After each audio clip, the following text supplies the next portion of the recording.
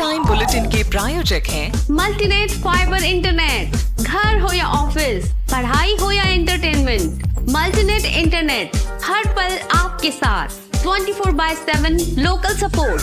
भरोसे का दूसरा नाम मल्टीनेट फाइबर इंटरनेट। इंटरनेट मतलब मल्टीनेट। नमस्कार, मैं हूं माधुरी। आप देख रहे हैं न्यूज 91 राजस्थान। न्यूज 91 के टी टाइम बुलेटिन में आपका स्वागत है। प्रदेश और संभाग की ताजा तरीन खबरों से जुड़ने के लिए आज ही हमारे चैनल को सब्सक्राइब कर ले और बेल आइकन को जरूर दबाएं। चलिए खबरों का सिलसिला शुरू करने से पहले नजर डाल लेते हैं अब तक की टॉप हेडलाइंस पर। हेडलाइन के प्रायोजक हैं जनार्दन राय नागर विद्यापीठ, नेक से ए ग्रेड प्राप्त डीम्ड यूनिवर्सिटी।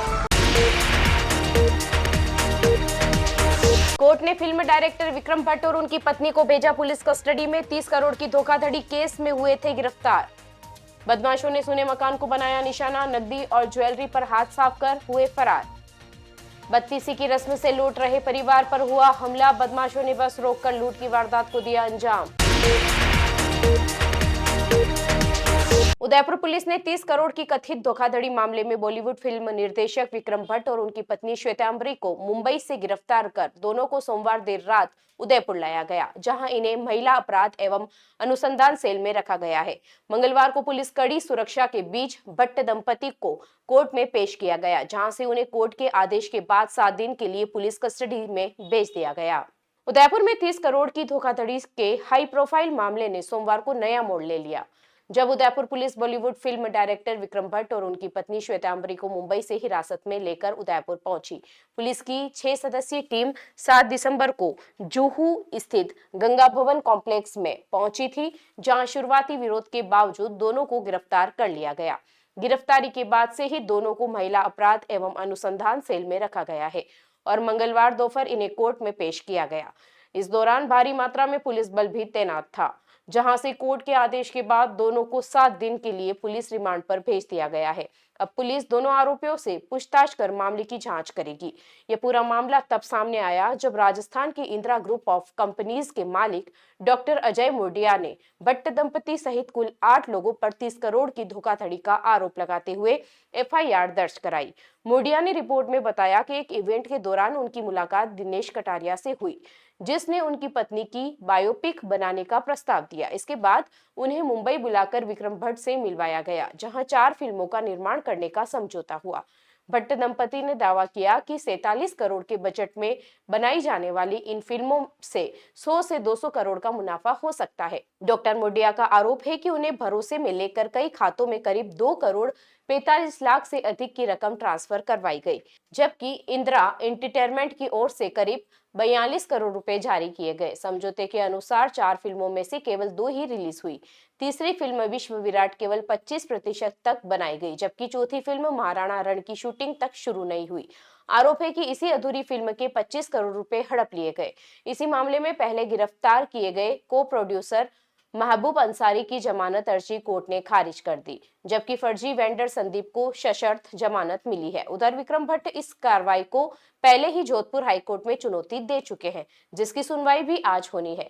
मामले की गंभीरता को देखते हुए पुलिस अब आर्थिक लेन देन, अनुबंध और फिल्म निर्माण के ब्यौरे की गहन जांच में जुटी है। उदयपुर पुलिस को उम्मीद है कि कोर्ट में पेशी के बाद पूछताछ से कई बड़े खुलासे हो सकते हैं। आज जो है SCJM कोर्ट नंबर 4 में पेश किया है और कोर्ट ने PC ग्रांट की है 16/12 तक की, क्योंकि दोनों के विरुद्ध जो भी केस डायरी में एविडेंस है वो इतने पुख्ता है, डॉक्यूमेंट्री एविडेंस। हालांकि बहुत अपोज किया गया PC का, लेकिन कोर्ट ने माना कि हाँ मामला गंभीर है और ऐसे तथ्य हैं CD में जिनसे ये मामला बनता हुआ दिखता है, तो कोर्ट ने ऐसे उचित। और 2 फिल्में तो बनाई हैं, तो सारा मामला अकाउंट्स का है। जैसे अकाउंट सेटल हो जाएगा, सबके दिमाग से जो गलतफहमी है फरियादी के दिमाग से वो भी दूर हो जाएगी। 16 तारीख तक, 16 दिसंबर तक कोई मुकदमा दर्ज इसको लेकर, और आज की तारीख में हाईकोर्ट में भी इसके एंट्री की पेशी है सेटलमेंट ऑफ अकाउंट का। अच्छा, जैसा कोई खर्चा हुआ तो उसको समझ में आया कि नहीं आया, खर्चा हुआ कि नहीं हुआ, ये डाउट हो जाता है। और कई ओवरहेड खर्चे भी होते हैं, उनके बारे में होता है। कई बार इंफ्लेशन से ज़्यादा खर्चा हो जाता है, तो उनके दिमाग में गलतफहमी हो गई, तो गलतफहमी दूर हो जाएगी। उदयपुर में सोमवार बीती रात चोरी की बड़ी वारदात सामने आई है। एक सोने मकान में चोरों ने ताला तोड़कर नकदी और सोने के जेवरात पार कर दिए। मकान मालिक के मुताबिक वे और उनकी पत्नी किसी काम से बाहर गए थे, तभी चोरों ने वारदात को अंजाम दिया। सुबह पड़ोसियों द्वारा सूचना मिलने पर वे घर लौटे, जहां दरवाजे और अलमारी के ताले टूटे मिले। फिलहाल पुलिस ने मामला दर्ज कर जांच शुरू कर दी है। उदयपुर के सवीना थाना इलाके में सोमवार रात चोरी की एक वारदात ने पूरे क्षेत्र में सनसनी फैला दी। चित्रकूट नगर में रहने वाले आजाद खान अपने परिवार के साथ किसी काम से कुराबड़ गए थे। इसी दौरान चोरों ने सुने मकान पर नजर रखते हुए मुख्य दरवाजे का ताला तोड़कर घर में प्रवेश किया। घटना का पता सुबह तब चला जब आसपास के लोगों ने आजाद खान को फोन कर सूचित किया कि उनके घर का ताला टूटा हुआ है। सूचना मिलते ही वे मौके पर पहुंचे, जहां दरवाजे का मुख्य ताला टूटा मिला और घर का सामान पूरी तरह अस्त व्यस्त पड़ा था। अंदर जाकर देखा तो सबसे बड़ा झटका तब लगा जब अलमारी का ताला भी टूटा मिला और उसमें रखी करीब 2.5 लाख रुपए की नगद राशि और लगभग 1.5 तोला सोना के गहने गायब मिले। मकान मालिक ने बताया कि चोरों ने बिल्कुल प्लानिंग के साथ वारदात को अंजाम दिया है, क्योंकि घर के सभी कमरों को अच्छी तरह खंगाला गया था। फिलहाल सवीना थाना पुलिस मौके पर पहुंची है और पुलिस ने घर का निरीक्षण कर फिंगरप्रिंट और अन्य सबूत जुटाए हैं और आसपास लगे सीसीटीवी फुटेज भी खंगाले जा रहे हैं। पुलिस का कहना है कि चोरी का मामला दर्ज कर लिया गया है और चोरों की पहचान के लिए टीम बनाई गई है और जल्द ही वारदात का खुलासा किया जाएगा।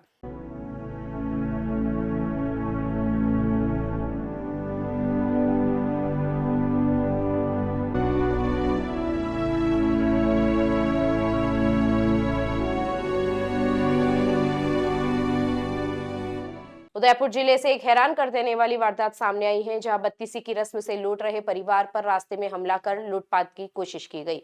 बदमाशों ने बस को टेम्पो लगाकर रोका और अंदर चढ़कर महिलाओं व पुरुषों से मारपीट शुरू कर दी। सरी और चाकू दिखाकर डराने की कोशिश भी की गई। शोर सुनकर ग्रामीण पहुंचे तो आरोपी भाग निकले। फिलहाल पुलिस मामले की जांच कर रही है और बदमाशों की तलाश में जुटी है। उदयपुर के सायरा थाना क्षेत्र में सोमवार शाम बत्तीसी की रस्म में लौट रहे परिवार और समाजजनों पर अचानक हुए हमले से हड़कंप मच गया। जानकारी के अनुसार मजावत गांव के निवासी वर्दीचंद लोहार अपने परिवार और रिश्तेदारों के साथ बस में सवार होकर सेमड़ से वापस लौट रहे थे। बस में करीब 25 महिलाएं और 12 पुरुष मौजूद थे। तरपाल बस स्टैंड पार करने के बाद जैसे ही बस पुलिया के पास पहुंची, एक टेम्पो अचानक बस के आगे आकर रुक गया। टेम्पो रुकते ही उसमें सवार 5 बदमाश तेजी से बस में चढ़ गए। आरोप है कि इन बदमाशों ने बिना कुछ पूछे बस में बैठे लोगों पर लोहे के सरिये और चाकू लेकर हमला करना शुरू कर दिया। महिलाओं और पुरुषों दोनों से मारपीट की गई। चालक को भी नहीं छोड़ा गया। बदमाशों ने बस सवारों को डराने धमकाने के बाद लूटपाट की कोशिश भी की, लेकिन यात्रियों के जोर से चिल्लाने पर आसपास के ग्रामीण मौके पर दौड़ पड़े। भीड़ को आता देख हमलावर घबरा गए और अपना टेम्पो वहीं छोड़कर जंगल की ओर भाग निकले। हमले में वर्दीचंद समेत कई लोग घायल हुए हैं। घटना की जानकारी मिलते ही सायरा पुलिस मौके पर पहुंची। हालांकि थाना अधिकारी किशोर सिंह का कहना है कि अभी तक लूट या लूट के प्रयास की कोई औपचारिक रिपोर्ट परिवार की ओर से दर्ज नहीं कराई गई है। फिर भी पुलिस पूरे मामले की जांच कर रही है और टेम्पो के आधार पर आरोपियों की पहचान की कोशिश की जा रही है। पीड़ित परिवार का कहना है कि वे अपने बेटे के ससुराल में बत्तीसी की रस्म करके लौट रहे थे, तभी अचानक उन पर जानलेवा हमला कर दिया गया। इस घटना ने पूरे क्षेत्र में दहशत फैला दी है।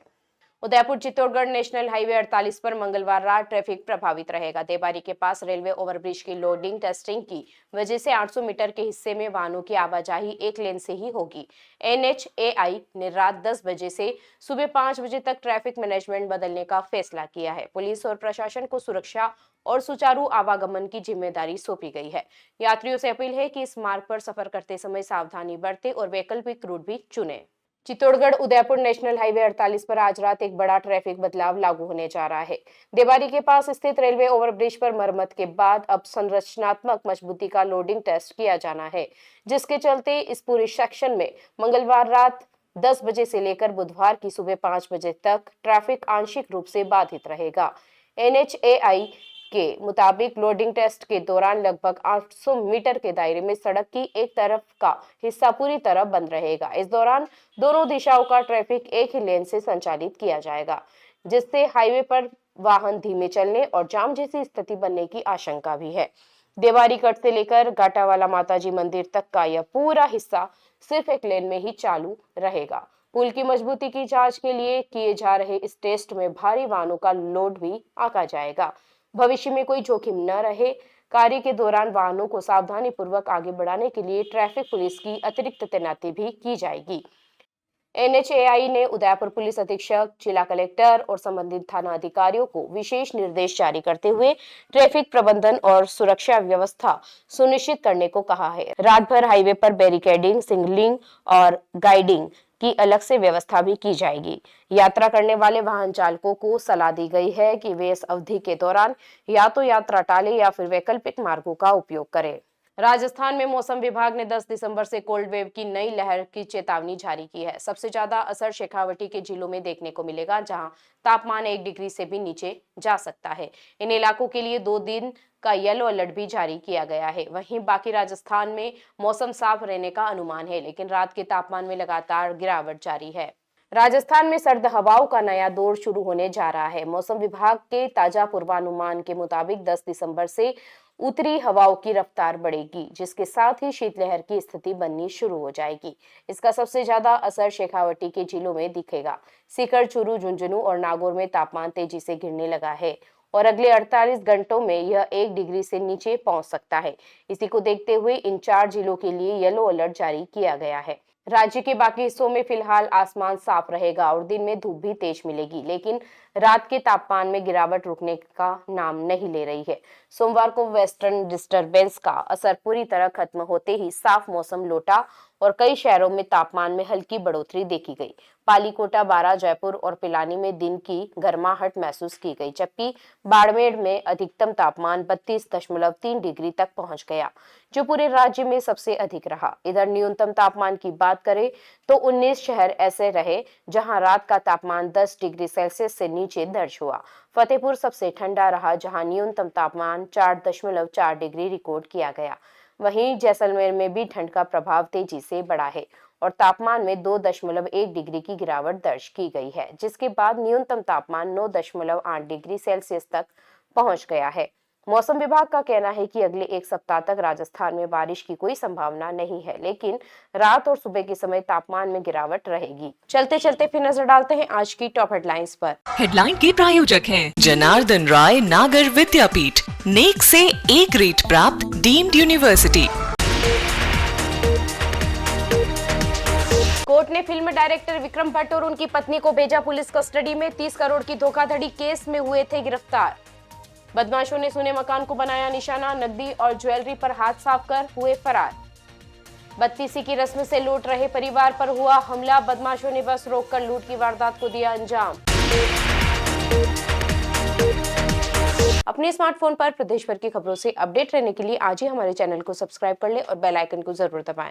फिलहाल इस बुलेटिन में इतना ही। अब दीजिए इजाजत माधुरी को। आप बने रहिए न्यूज़ 91 के साथ। नमस्कार। टी टाइम बुलेटिन के प्रायोजक हैं मल्टीनेट फाइबर इंटरनेट। घर हो या ऑफिस, पढ़ाई हो या एंटरटेनमेंट, मल्टीनेट इंटरनेट हर पल आपके साथ। 24/7 लोकल सपोर्ट, भरोसे का दूसरा नाम मल्टीनेट फाइबर इंटरनेट। इंटरनेट मतलब मल्टीनेट। ये है चैनल 91 प्लस नेटवर्क और आप देख रहे हैं न्यूज़ 91। न्यूज़ 91, आवाज हम सबकी।